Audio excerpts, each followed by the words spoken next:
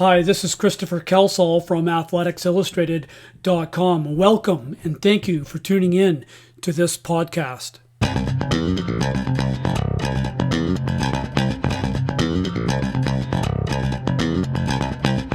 All right, everyone, welcome to the first ever Athletics Illustrated podcast. My name, again, is Christopher Kelsall. Thank you for tuning in. This is part one of a three-part audio recording from Alex Hutchinson's talk at Frontrunners Footwear in Victoria, BC.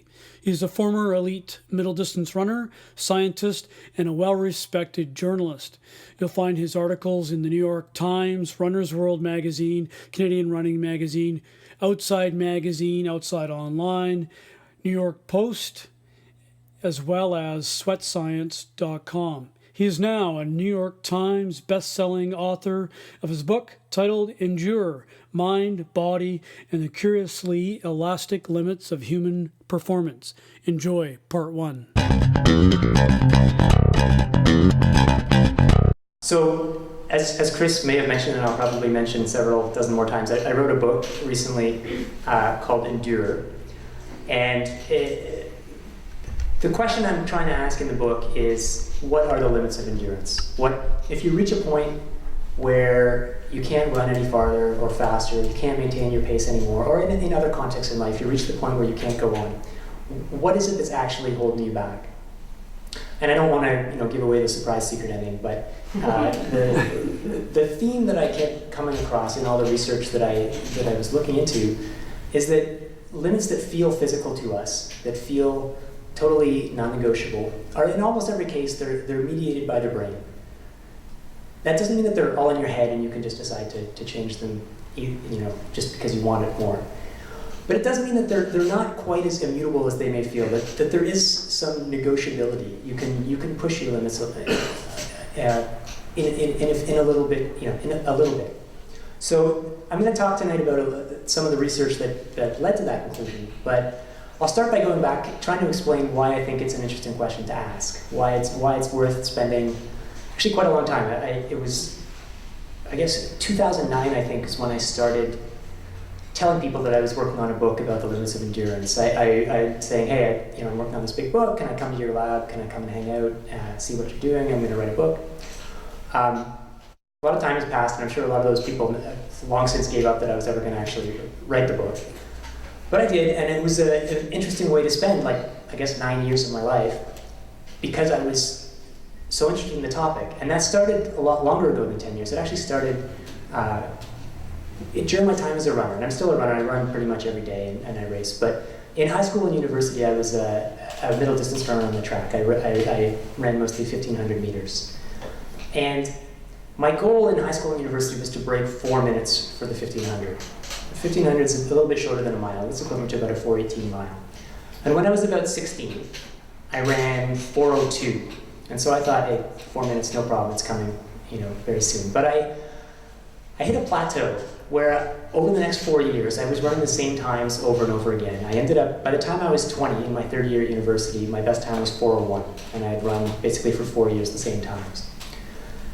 And so I had the sense that I was reaching basically the outer limits of my physical capacity, that it was kind of a plateau, and I figured, I knew on a good day, if I had a good horoscope and a good tailwind, I would be able to run maybe 3:59.9. I knew I could get under that barrier, but I didn't think there was much more in the tank, because I'd spent 4 years pushing myself as hard as I could and coming up just short. So in my third year of university, we had an indoor meet at the University of Sherbrooke, which was famous at the time for having pretty much the worst indoor track in Canada. The story we heard was it was designed by the engineering department, and they forgot that anyone would want to run more than one lap. So they designed the curves to be optimal for sprinting 200 meters, which meant that lane 4 was so high if you stood outside it, you couldn't reach to the top, and even sprinters couldn't start in lane 3. So it was not a good track, but anyway, that's a digression. We had a meet there. It was a meaningless meet, but I went there and decided to do my best. And the gun fired, and I took off, at what I thought was the right pace. And I went through the first lap, and the timekeeper who was calling out splits each lap called out 27 seconds. And so I thought I had an intellectual response, which was, oh man, I'm in trouble. Because 27 is really fast. I needed to run 32 to run 4 flat. And 27 was pretty close to as fast as I could run at 200. But I also had a perceptual response of, I feel pretty good. Let's see what happens. So I tried to relax and went through the second lap, and the timekeeper called out 57. And I thought, oh boy, I'm really in trouble.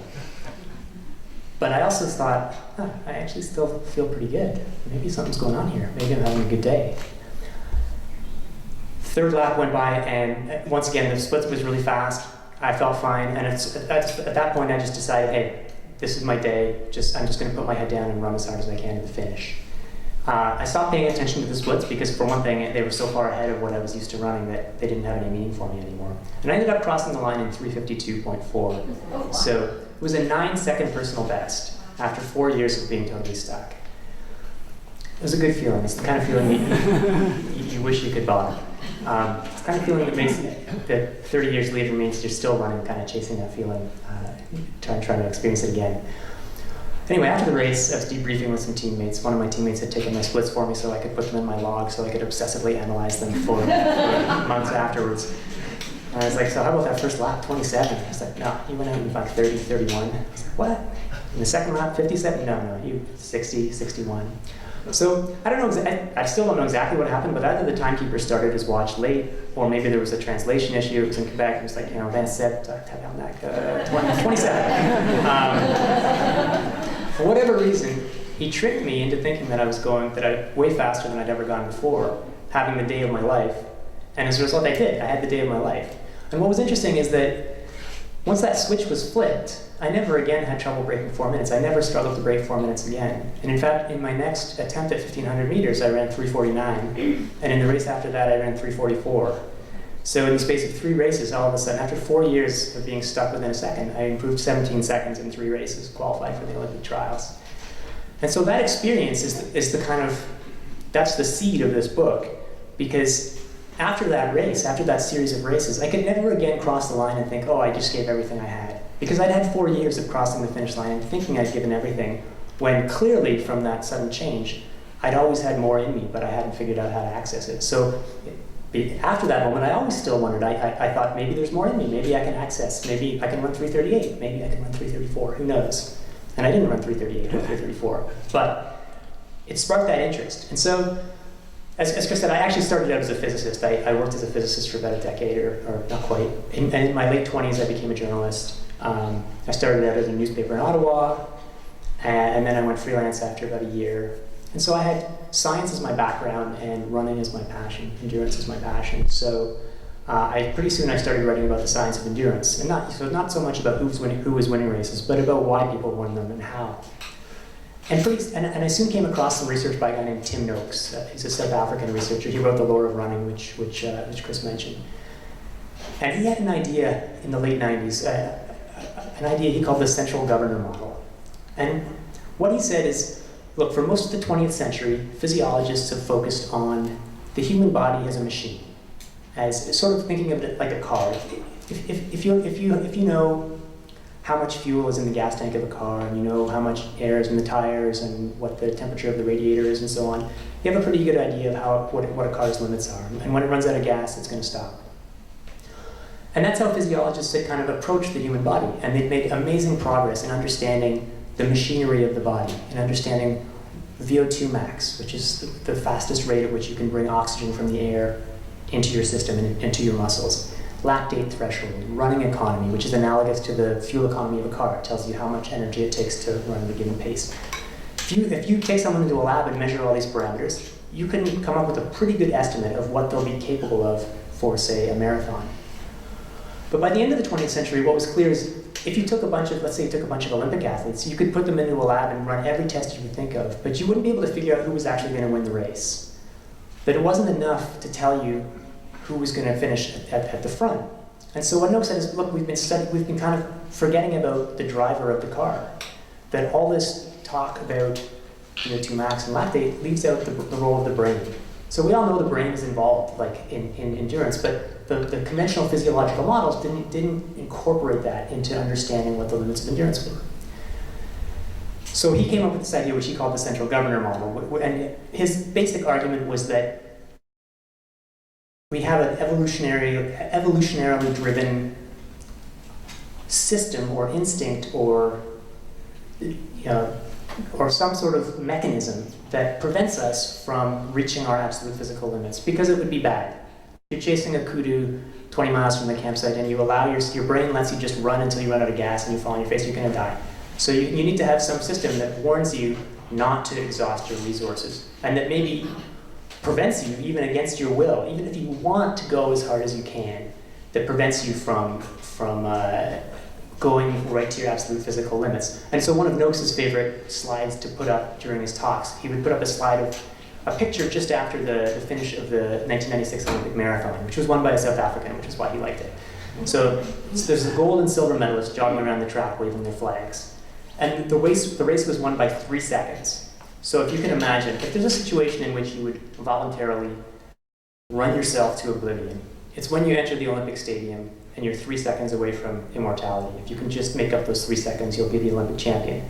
So that's what this South Korean runner who was in second had faced, and he hadn't been able to close the gap. He'd finished in second. And Noakes would say, what do you notice about that silver medalist as he jogs around the track? He's not dead. That was his point, that no matter how highly motivated you are, it's almost impossible to run yourself to death. We have some system that prevents us from running until we actually run out of oxygen, till your heart is actually unable to beat anymore. So because of my experiences as a 1500 runner, this research really resonated with me, and I really found it compelling because it agreed with my experiences of when I race. It's not like I always race to the same level. Sometimes it's better, sometimes it's worse, and it doesn't feel like it's within my control, and it doesn't feel like I'm voluntarily holding back or pushing. So I felt that this idea of a central governor made sense to me. And in fact, when I started working on this book, I thought it was going to be a Tim Noakes book. I thought it was going to be how Tim Noakes upended the physiology of endurance. And my first visit in 2010 was to South Africa to check out his lab. But as I got into it, I realized it's actually more complicated than I thought. And there are problems with Noakes' theories too, and there are counter theories and arguments that are going on to this day. There are lots of different ideas.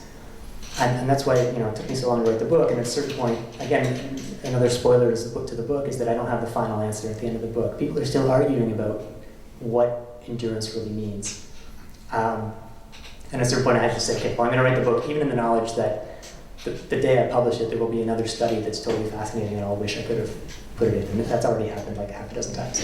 But nonetheless, so there's lots of debates going on about how we incorporate the brain into our understanding of endurance. But there's some commonalities. And one is that most scientists now agree that, yeah, you have to incorporate the brain to understand endurance. And one of the key ways you have to understand it is to think about the perception of effort. That subjectively, how hard you feel an effort is a crucial determinant of whether you're able to go faster or slower, whether you can continue. And that perception of effort, it depends on what's going on in your body. Your heart rate, your lactate levels, all these sorts of things, they influence how hard you feel the exercise is. But other things can influence it too. Did you have a stressful day at work? How motivated are you? They also influence your perception of how hard it is. So those things combine together to create this sense of effort, which is the ultimate arbiter of whether you're able to go on or not.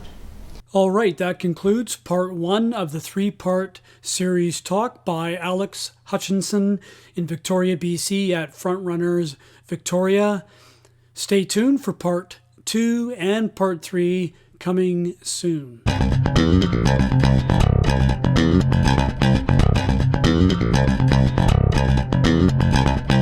Thank you for tuning in to this podcast.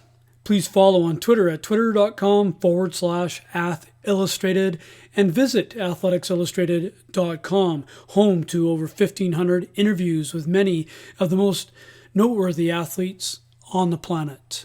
My name's Chris Kelsall. Thanks for tuning in.